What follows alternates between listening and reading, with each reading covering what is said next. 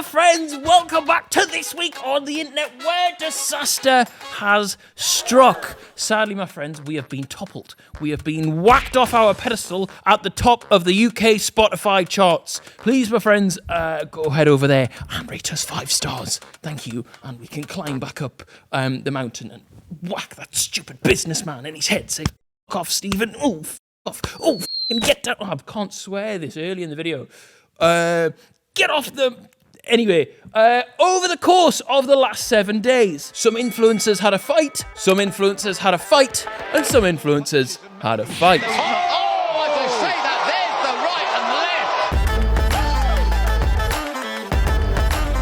All right, my friends, first up, we have a bit of an update on a topic we spoke about a couple of weeks ago as to why Speed and Adin Ross are no longer pals. But me and Adin, we're not really cool right now. He said, I bought his sister's OnlyFans and he took it the wrong way. Unlike his sister, who, as you can see by her videos, can take it pretty much anyway. Moving on, Twitch star Cenat got the surprise of a lifetime after being greeted by Adele after she FaceTimed her fiance, sports agent Rich Paul. I'm streaming, I'm gonna call you right back. I'm streaming with my guy Kai. Hi, Adele.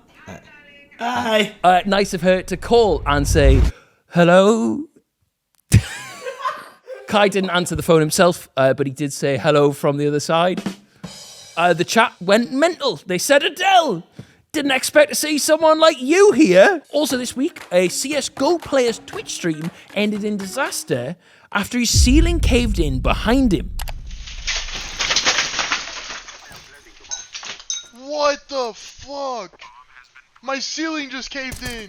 That is definitely the most action his bed has ever seen. Also this week, XQC gave his best shot at sliding into Ice Spice's DMs live on stream. He initially decided to use ChatGPT to come up with a good opener, but then took things into his own hands. Oh my god! He's not even done yet!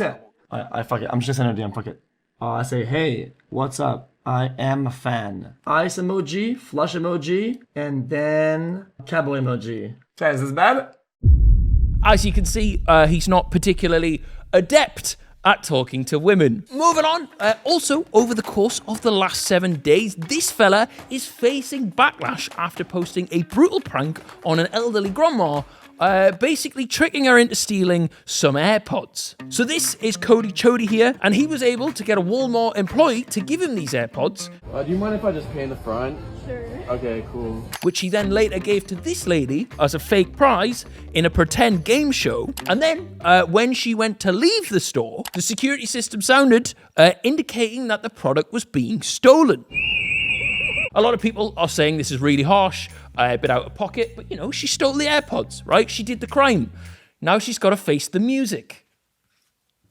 Moving on. In other news, staff at an animal shelter in Devon have been caring for an animal that they believe has become addicted to alcohol. So this is Coco, and soon after arriving at the shelter, she started showing signs of alcohol withdrawal. Something that the staff said was a first for them, and they theorized that she might have been like drinking from her owner's cup after they went to sleep. Apparently Coco wasn't much of a drinker to start with. She just followed her owner's lead. There's a joke about Brewdog here. Somebody pour that dog a pint. Moving on. A quick thinking UberEats customer is going viral on TikTok this week after she ordered food in order to be able to escape her apartment roof. Apparently, her trip to the roof of a New York apartment seemed like a good idea at first, but things quickly turned sour after the door locked behind her and no one could come to help. I got locked on my roof and nobody's available to come help me out, so I ordered UberEats. She then ordered herself a burrito and came up with some pretty bold instructions for the driver. I put in the instructions that you have to just buzz every apartment until someone lets you in and then come up to the roof and let me out. Oh, getting the driver to buzz every flat in the building. That's wrong on so many levels.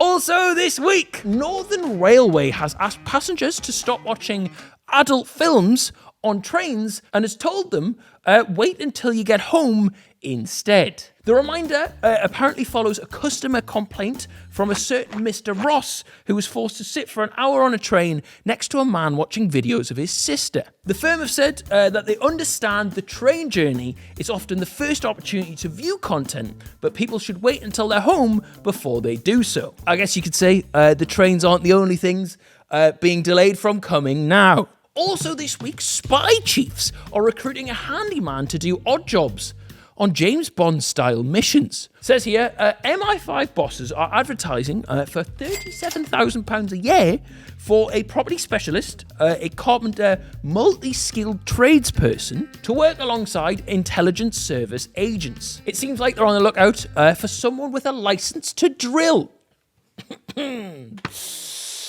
Moving on, a Minnesota man called Moses has reportedly spent $170,000 on leg lengthening surgery. He's recently spoke on the struggle with his height and how it hampered him from getting a girlfriend. Before the procedure, he even took pills that falsely advertised they would help him grow. He's 5'5" and hopes the procedures will help him gain 6 inches and give him more confidence in the dating scene. 5'5" to 5'11".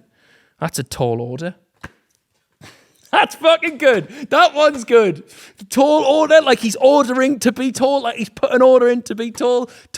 Fuck you, man. You lot don't appreciate me enough. Also this week, a man in Australia has been bestowed one of the food industry's highest honours. So this bloke here, he basically managed to devour his own body weight in hummus over the course of a year. The feat was so impressive, in fact, that the company that made the hummus that he was eating put a ceremony on for him and knighted him for his efforts. After being greeted by a guard of honour complete with carrots at the ready for dipping, it was then time for the hummus queen to do her duty and bestow the knighthood.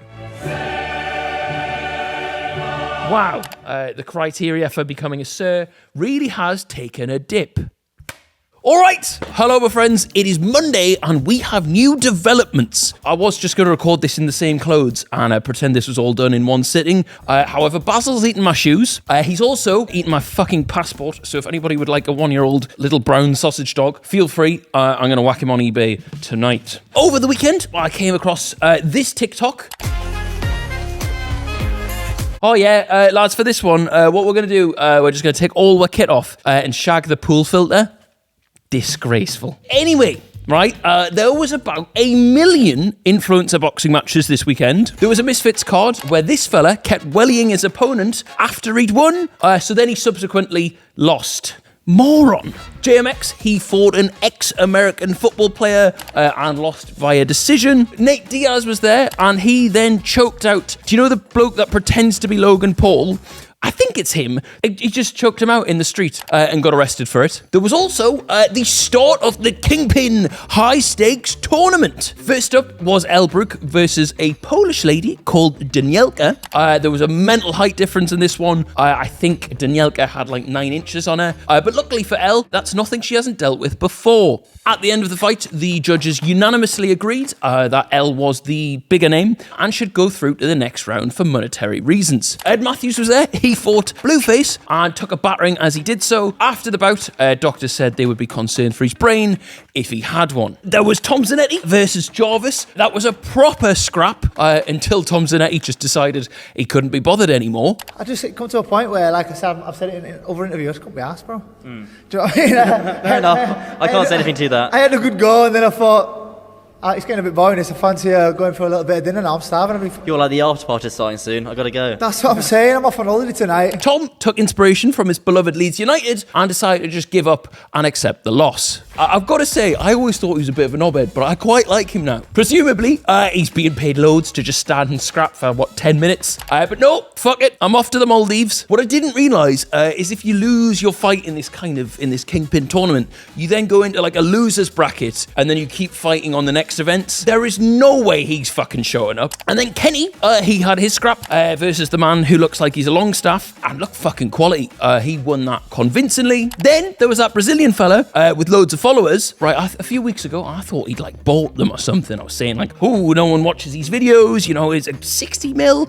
The entire arena was there to see him. They went mental when he knocked out this walking advertising board. I don't know what company this is. Something to do with buses, I assume. But did they really need to have an advert on his front, his back, and both of his shoulders? Here is an image, right, of when he's fighting. Ooh, look, he's won. Limbs in the stands, right? They're all going nuts for about 5 minutes. Then they all fucked off home. So here's a difference, right, from when he's fighting to then the main event of when Gibb's on. Now, Mcbroom was pretty even at first, but the longer it went, you could see it was quite clearly going to go Gibb's way. Kapow! Kapow! And then, right, I'm no expert here, but I'm convinced he just sacked it off. So after this exchange that you see on the screen right here, Austin kind of limped away, and then it came out afterwards that he broke his ankle, right? But surely if you broke your ankle, you can't put weight on that, right? That's just a light hobble. I honestly reckon he's kind of not fancied being embarrassed again and just gone, yeah, he's done a Tom Zanetti. King Kenny's coach came out afterwards and kind of said, look, if I don't see an x-ray, I think he's fibbing. And Mr. Daly, I think I agree with you. Anyway, sadly for Austin, he couldn't get the win because unlike his marriage, he couldn't get away with cheating. All right, my friends, that's the end of this episode. Please give it a like. Please subscribe. And we'll see you next Monday. Bye-bye.